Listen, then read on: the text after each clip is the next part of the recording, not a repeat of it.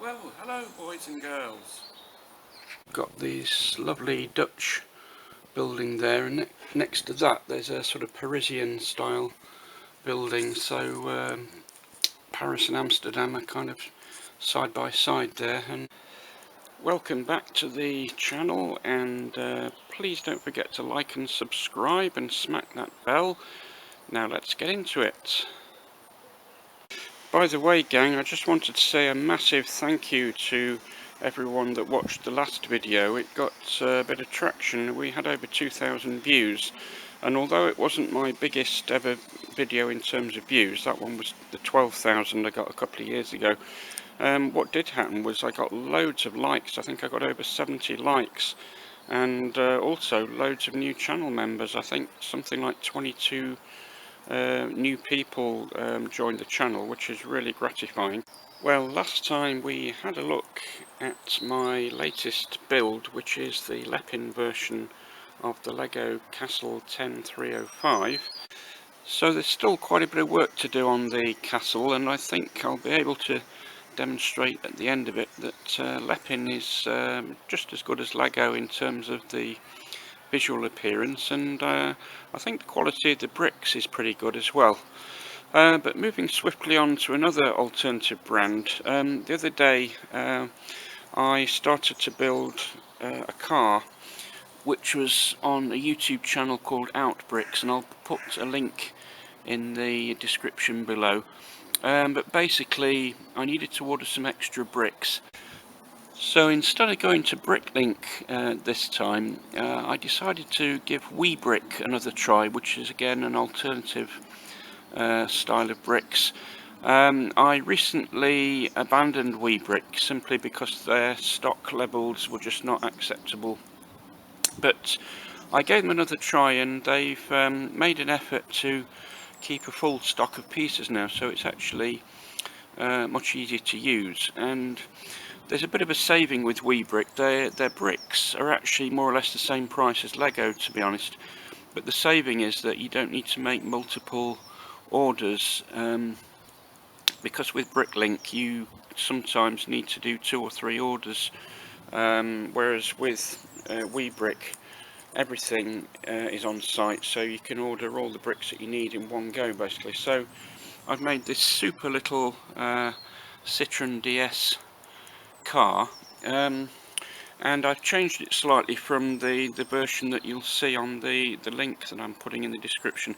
I've made it a little bit shorter for one thing, so the roof elements I've used just this one piece for the roof. They made it a couple of studs longer on the original version, and also I've made the back part of the car much more simplified. The version on Outbrick was so complicated it just fell to pieces and it wouldn't stay together. It was impossible basically. And at the front here I had to use an illegal technique, which was basically a double-sided plate, which is actually not Lego, it's an alternative brick, because the version on Outbricks literally did not stick together at all. He used a sort of upside down technique which just didn't work basically, so I had to use 1 or 2 illegal techniques there. So this is my Lego city, which is temporarily on the dining room table. I'm hoping to get a more permanent base for it in the future, but watch this space. So the city is basically very retro, so we've got, for example, these lovely telephone boxes here. There's the old-fashioned police telephone box there, which for Doctor Who fans is known as the TARDIS, and we've got a general GPO telephone box here, which you can actually fit a minifigure inside there, as you can see, and there's a little telephone in it as well, and we can close the door on that one. Next to that we've got the super old-fashioned retro fire station. It's a kind of 1930s Art Deco fire station, with these lovely retro 1940s or 50s fire engines in there, the sort that you get in the old Ladybird books. As you can see, we've got some other lovely vintage cars here, including this nice French Citroen 2CV. and we've got a Reliant Robin there, as used by Mr. Bean and in Only Fools and Horses. We've also got a couple of Fiat 500s there and a really nice Mini Clubman. And I'm particularly proud of that big red double-decker bus there, which I entirely designed myself.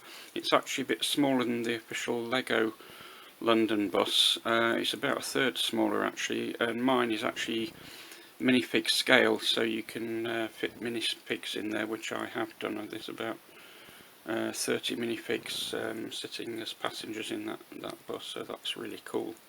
I really love this sort of Central European style Baroque town hall, which is absolutely lovely and makes extensive use of snot techniques, so nearly all of these windows and things are kind of sideways, and the bell tower at the top, or the clock tower, is actually almost entirely upside down.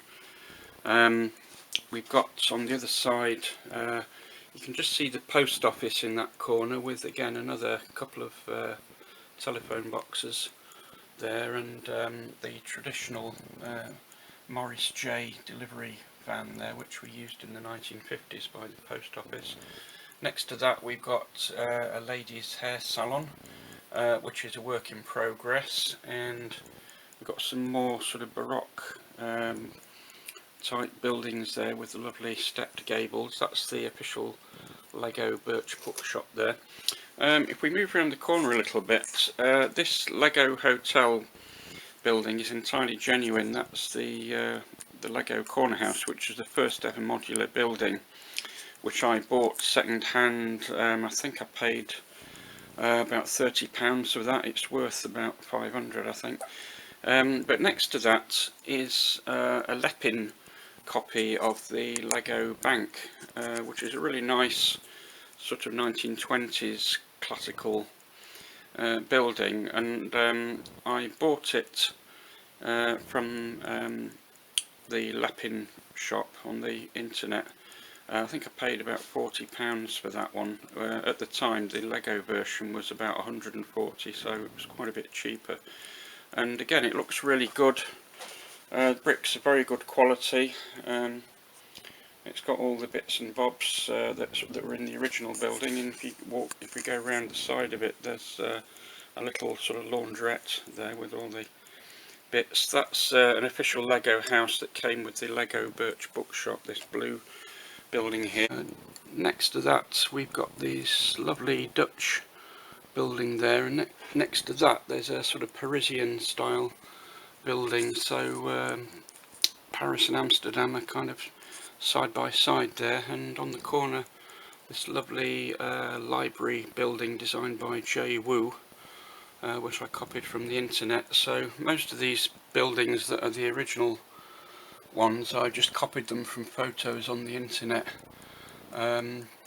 So I've used a mixture of mostly Lego bricks, but more recently I've used Webrick compatible bricks, simply because it works out cheaper.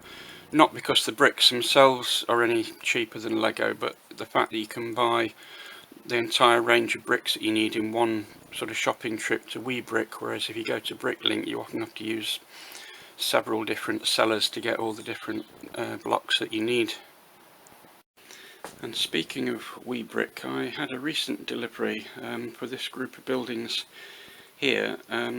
There's the big sort of town hall mansion, where probably the town mayor would live, in this big grand mansion, and next to that this rather nice Mamma Mia pizza restaurant, which is all but complete now. We just need some dark grey pieces. I accidentally ordered the wrong colour from Webrick. I don't know how I managed to do that. I actually need some dark grey ones to finish off this roof, but otherwise these buildings are looking really good. And in particular, I built most of this lemon yellow colour petrol station from existing Lego bricks I already had, but there were quite a few base plates that I needed in bright light yellow, which I could only get from Webrick, because Bricklink they were either non-existent or very expensive. So I bought a shed load from Webrick, and I've actually all but finished this building now. We just need to put the roof on it. But the actual yellow part is complete. It's a sort of 1930s style Art Deco petrol station. As you can see, it's got some nice curved windows at the bottom. I've got that lovely Coca-Cola machine on the corner there. So thanks to Webrick, that is looking really cool now.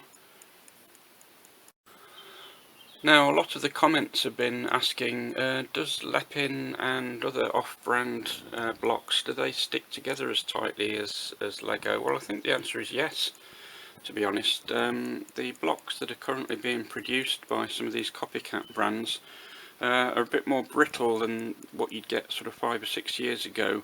Some of the plastic was quite soft when I bought, for example, this Lepin version of the Lego Bank.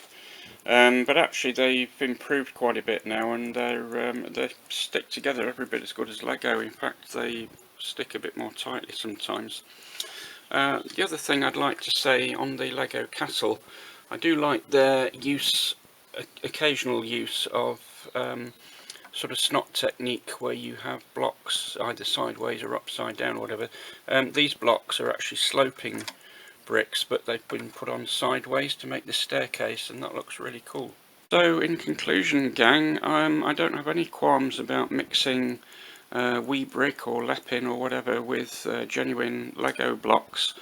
If you can find pieces that are unobtainable in real Lego, that are very rare pieces or very expensive, I would say by all means buy the alternative brands and even mix them in with genuine Lego. I don't have any problems with that, but it's entirely up to you, of course. But I would say you know, off-brand blocks can be very good value, and the quality is pretty excellent in most cases, so yeah, go for it. So on that bombshell, I'll say live long and prosper. Please like and subscribe. Don't forget to smack that bell and leave a comment if you can. And I'll see you all next time.